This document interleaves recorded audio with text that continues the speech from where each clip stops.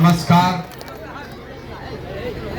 आप सबका इस पवित्र प्रांगण में समय निकाल कर आने के लिए बहुत बहुत धन्यवाद। मेरा ही नाम है प्रशांत किशोर और हम कोई नेता नहीं है, साधु महात्मा नहीं है, कोई मेरा दल नहीं है और आपसे वोट मांगने भी नहीं आए। हम बिहार के एक साधारण परिवार के लड़के हैं। हमारे दादा मजदूर थे, बैलगाड़ी चलाते थे। हमारे बाबूजी यहाँ डॉक्टर थे। यही सरकारी विद्यालय से पढ़कर हमने अपने जीवन की शुरुआत की है। ऊपर वाले की कृपा है, माता पिता का आशीर्वाद है, जीवन में बहुत कुछ हासिल कर लिए। जो काम हम पहले करते थे, लोग बताएगा आपको कि जिस दल का, जिस नेता का हमने हाथ पकड़ा, जिसको सुझाव दिया, वो आदमी मुख्यमंत्री प्रधानमंत्री बन गया। जैसे आपके घर में कोई बीमार पड़ता है तो आप जाते हैं डॉक्टर के पास दवा कराने, डॉक्टर साहब आपसे 500-1000 रुपया फीस लेते हैं। तो जो काम हम करते थे, नेता लोग जिसको आप बड़ा बड़ा टीवी पर अखबार में देखते हैं, इनको जब चुनाव लड़ना होता है तो हमारे पास आते हैं लोग सलाह लेने के लिए। अब मेरा फीस 500-1000 रुपया नहीं है, 1-2 लाख भी नहीं, 1-2 करोड़ भी नहीं। हमको सलाह देने के लिए हमारा फीस है 100 करोड़ या उससे भी ज्यादा। इतना पैसा लेते हैं खाली ये बताने के लिए कि कैसे लड़िएगा चुनाव तो जीतिएगा। लेकिन 2 बरस पहले हमने संकल्प लिया, उस काम को छोड़ दिए। अब आप कहिएगा, ये भैया इतना पैसा जिस काम में मिलता था, उस काम को काहे छोड़ दिए? उस काम को इसलिए छोड़े कि ये अनुभव हुआ कि अगर भगवान ने, ऊपर वाले ने हमको कोई शक्ति, बुद्धि, साधन, व्यवस्था दिया है, जिसको चाहते हैं वही जिता देते हैं, तो हमको जीवन में कुछ ऐसा करना चाहिए जिससे नेता और दल नहीं, जनता जीते। इसीलिए उस काम को छोड़े और छोड़कर वापस बिहार आए हैं। दल नहीं बनाए, 14 महीना से पैदल चल रहे हैं। बिहार क्यों आए? बिहार इसलिए आए हैं, इसी मिट्टी में हमारा जन्म हुआ, यहीं पर पले बढ़े। और जो यहाँ के लोगों की दुर्दशा है, आज बिहार देश का सबसे गरीब, सबसे पिछड़ा, सबसे ज्यादा अशिक्षित, सबसे ज्यादा भूखमरी और बेरोजगारी वाला राज्य है। तो इसको अगर सुधारना है तो हमने ये तय किया है कि अगर इसको सुधारना है तो हमारे जैसे किसी लड़के का हिम्मत नहीं पड़ेगा तो बिहार में किसका हिम्मत पड़ेगा? इसीलिए इस अभियान को शुरू किए हैं। गांव गांव जा रहे हैं, पैदल जाते हैं। हमारा दिया हुआ गाड़ी पर सैकड़ों लोग चल रहा है, लेकिन हम पैदल चलते हैं। पैदल क्यों चल रहे हैं? पैदल इसलिए चल रहे हैं कि जिस समाज में लोगों की जिंदगी को सुधारना चाहते हैं, ये तय किया है कि एक बार जाकर अपनी आंख से देखेंगे कि आप और आपके बच्चे किस परेशानी और दुर्दशा में जी रहे। आप और हम बच्चे में कहानी सुनते थे, जो पुराना जमाना में राजा होता था, उसके लिए लोग बताते थे कि राजा रात में भेष बदल कर निकलते थे, ये देखने के लिए कि प्रजा को क्या कष्ट है। अब आज जिसको हम और आप राजा बना रहे हैं वोट देके, रात का बात तो छोड़ दीजिए, एक बार वोट लेकर गया तो दिन में भी आपका सुध लेने नहीं आता।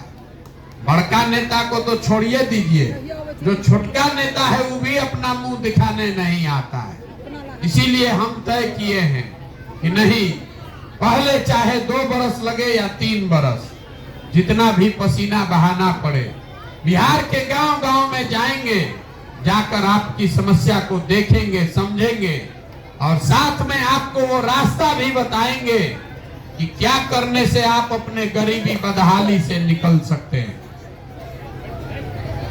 देखिए, आप इतना दिन से यही सोच रहे हैं कोई नेता बढ़िया आ जाता, कोई सरकार आ जाए, आप उसको जिता दें जिससे आपका गरीबी बदहाली खत्म हो जाए।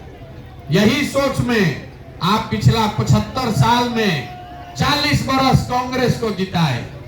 फिर आपने कहा गरीब के लड़का लालू जी को जिताइए, तो 15 साल लालू जी राजा बन गए। फिर हमने पढ़े लिखे नीतीश कुमार को अपना मुख्यमंत्री बनाया है। 18 साल से नीतीश कुमार गद्दी पर बैठे हैं। दिल्ली में हमने मोदी जी को भी जिता कर देख लिया। आपका और आपके बच्चों का जीवन नहीं सुधरा।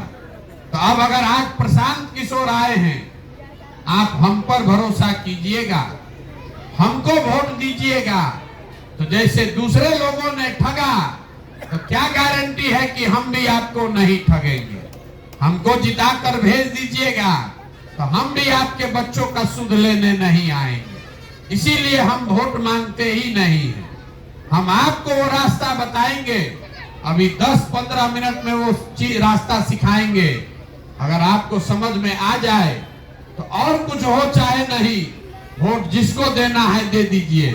लेकिन जो रास्ता बता रहे हैं अगर आपको समझ जाइएगा, तो हर हालत में आपके बच्चों के लिए रोजगार और पढ़ाई का व्यवस्था हो जाएगा।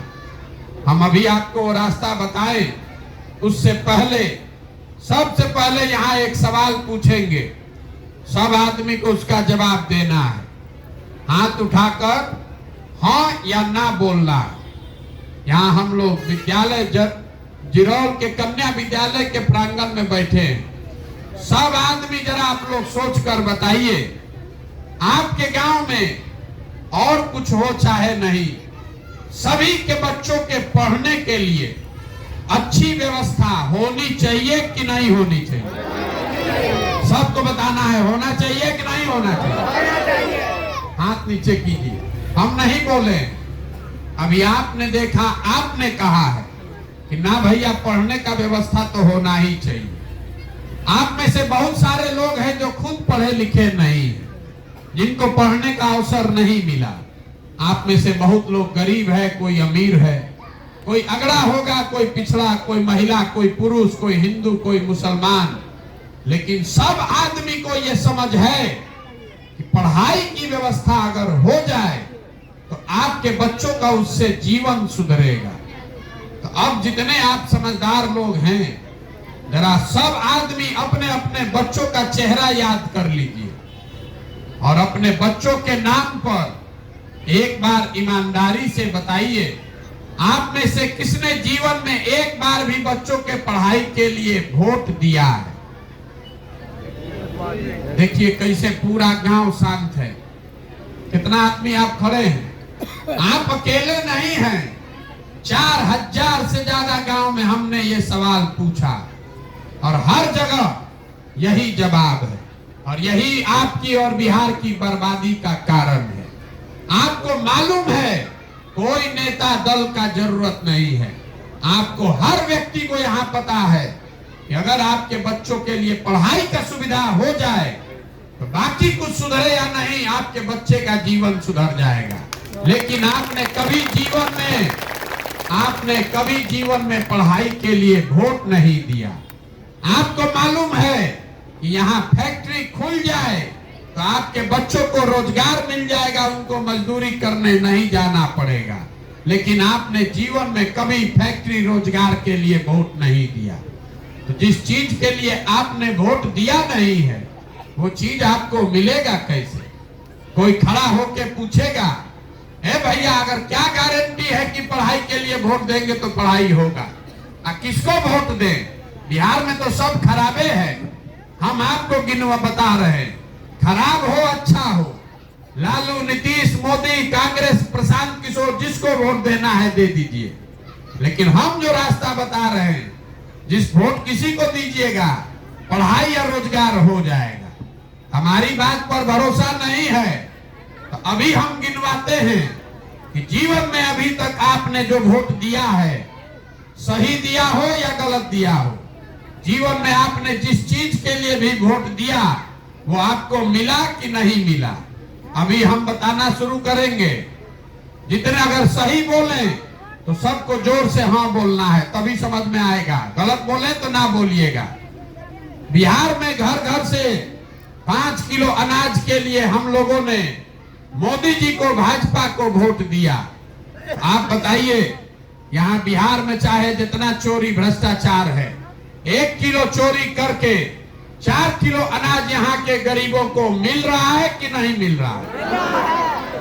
आपने, हम में से कई लोगों ने नीतीश कुमार को वोट दिया बिहार में बिजली का दशा सुधारने के लिए। तो नीतीश के राज में इसी बदहाल बिहार में बिजली का बिल 2000 आए चाहे 6000, घरे घरे बिजली आया है कि नहीं आया? आपने, हमने वोट दिया भाजपा को हिंदू बनकर कि अयोध्या में बहुत बड़ा राम मंदिर बनना चाहिए। तो आपके गांव में स्कूल, अस्पताल, फैक्ट्री बने या नहीं बने, अयोध्या में राम मंदिर बन रहा है कि नहीं बन रहा है? बोलिए, बन रहा है कि नहीं बन रहा है? आपने, हमने बिहार में वोट दिया जात के नाम पर अपने जात के नेता को। तो आपके बच्चे के लिए पढ़ाई रोजगार हो या न हो, उसकी कोई बात करे या न करे, बिहार में घर घर में जात का चर्चा और जात का गिनती हो रहा है कि नहीं हो रहा है? आपने, हमने वोट दिया मोदी जी को सिलेंडर के लालच में। तो सिलेंडर का दाम 1000 हो कि 1200, घरे घर सिलेंडर आया है कि नहीं आया? आपने, हमने वोट दिया मोदी जी का चेहरा देख के। हमको लोग कहता है कि विधायक सांसद को नहीं दिए हैं, मोदी जी का फोटो देख के दिए हैं। तो विधायक सांसद अपना मुंह दिखाए चाहे न दिखाए, मोदी जी सुबह शाम अपना चेहरा चमकता हुआ टीवी पर, मोबाइल पर, अखबार पर आपको दिखा रहे हैं कि नहीं दिखा रहे हैं? आपने, हमने वोट दिया मोदी जी का कहानी सुन के कि मोदी जी ने गुजरात में बड़ा विकास किया है। तो मेरे भाई, गुजरात में विकास हो रहा है, वहां फैक्ट्री चल रही है, और आपके हमारे बच्चे गुजरात में जाकर मजदूरी कर रहे हैं कि नहीं कर रहे हैं? तो कौना बात पर आप वोट दिए हैं जो आपको नहीं मिला? अरे बोइएगा बबूल तो आम कहां से खाइएगा? आप तो खुदे बोले हैं कि भैया हम लोग पढ़ाई के लिए, रोजगार के लिए कभी जीवन में वोट नहीं दिए। यही बात बताने के लिए पैदल घूम रहे, वोट नहीं मांगते हैं। आपको हाथ जोड़कर एक के चीज समझा रहे हैं, अगर आप अपना और अपने बच्चों की चिंता नहीं कीजिएगा तो दुनिया में कोई आदमी आपके बच्चे का चिंता करेगा? भाई, कोई करेगा? बिहार में लोगों को अपनी और अपने बच्चों की चिंता नहीं है। अभी हम आपके गांव में आए हैं पैदल चल के, अगर रास्ता में 100 को बच्चा मिला तो आधा से ज्यादा बच्चों के शरीर पर शुद्ध कपड़ा नहीं है। आपके जितने यहाँ बच्चे आए हैं, ज्यादातर बच्चों के पैर में छोटा एक हवाई चप्पल नहीं है। लेकिन यहाँ के लोगों को, आपको अपने बच्चों की कोई चिंता नहीं है। गांव में बैठे बैठे भारत पाकिस्तान पुलवामा समझ में आ रहा है। लालू जी का लड़का कैसे जीतकर मुख्यमंत्री बनेगा, इसका समीकरण समझ में आ रहा है। मोदी जी का 56 इंच का सीना आपको दिख रहा है, लेकिन अपने बच्चों की दुर्दशा नहीं दिख रही है। आप नहीं भोगिएगा तो कौन भोगेगा? यहाँ का जो आदमी है हमको कह रहा है, भैया बहुत पढ़े लिखे आदमी हैं, 14 महीना से आप बड़ा मेहनत कर रहे हैं, आप आगे आगे चलिए।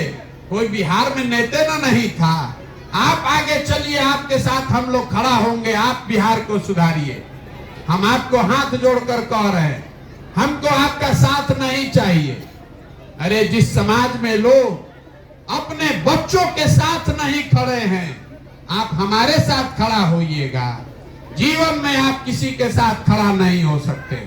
आप तो अपने बच्चे के साथ नहीं खड़े। आपके नस में जात का, धर्म का इतना नशा घुसा दिया गया है कि आपको अपने बच्चों की दुर्दशा भी नहीं दिख रही है। जिन नेताओं ने आपके बच्चों के मुंह से खाने का निवाला छीन लिया, जिन नेताओं ने बिहार के बच्चों को अनपढ़ मजदूर बना दिया, उसी नेता को, उसी दल को जात और धर्म के नाम पर आप जाकर वोट देते हैं। तो आप अगर अपने बच्चों के गुनाहगार नहीं है तो कौन गुनाहगार है? हमको बता रहा है गांव में, भैया मुखिया जी बड़ा चोरी कर रहे हैं। जिस गांव में जाते हैं वही कहता है मुखिया जी बड़ा चोरी कर रहे हैं, नाली गली नहीं बनवा रहे। भैया राशन कार्ड में 2000 2500 घूस लग रहा है, इंदिरा आवास तो मिलिए नहीं।